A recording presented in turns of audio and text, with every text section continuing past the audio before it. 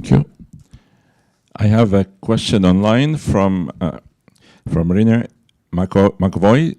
He's with Japan Media Services. How do you think the media coverage of your case has impacted the perception of corporate governance and the Japanese justice system globally? Well, I can tell you that the coverage of my case when I was arrested in 2018 was terrible. Was terrible for a very simple reason. I can't defend myself. I was not allowed to speak to the press, as you know. When I was arrested in November 2018, and then I came out in March 2019, it was clearly said that, I couldn't talk to the press. When I tried to organize a press conference, I was brought back to Kosuge. I was rearrested again.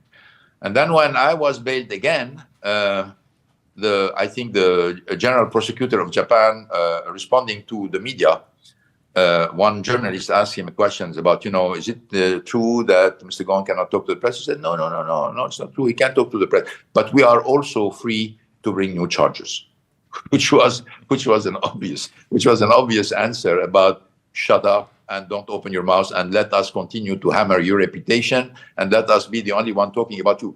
So when I escaped and came to Lebanon, I had 1 year delay into trying to rectify this image and try to, bring back some kind of realism to everything which has been said. And it was a hard battle. It was an uphill battle. Now, the hostage justice system in Japan, it's not the first time. This was a very known case because international press covered it. It brought the light on the system, but the system existed already for a certain time. And let's not forget about the hundreds of thousands of Japanese who are victims of the system all the time. Nobody talk about them. When you see the power of the prosecutor, and frankly, I was the CEO of a large company. I had all the media looking at my case, and when I witnessed the brutality of the prosecutors and the lack of objectivity of the prosecutors, the only obsession they had is you have to confess to what we are accusing you of. With all the power of the state behind them and the fact that you cannot access your lawyers. I can imagine the normal Japanese citizen in front of a situation like this. It's pitiful. It's heart-wrenching in a certain way to see that you have hundreds of thousands of people going through that, and many of them are innocent, but they have to confess just to end up the onslaught of offensive coming and threatening coming from the prosecutor.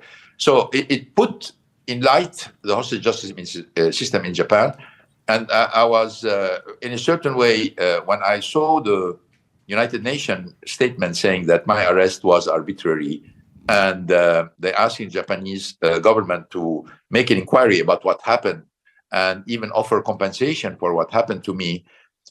It means that evil does not always prevail. It can prevail for a while, but at a certain point in time, right will prevail. We don't know how much time it's going to take, but I'm absolutely sure that one day or the other, Japan will get rid of the system and the omnipotence and the overpower of the prosecutor into the system. Thank you. Let me ask you a personal question. I want to buy a new car, so in Tokyo. So what would you recommend for me? Seriously. Well, you have plenty of choice. Huh? You have a lot of great company and great product. By the way, you can have a great product without having a great company. I would personally recommend, depends on how you're using the car. But I can tell you the Patrol of Nissan is a great car. I'm still using it. This is a car that I supervised in engineering, and we developed it particularly for the Middle East. It's a great car. So you can have great car in company which are not so great. My recommendation, if you want a 4x4, go buy a Patrol. If you want just a city car, probably the safest bet in Japan would be Toyota. Thank you.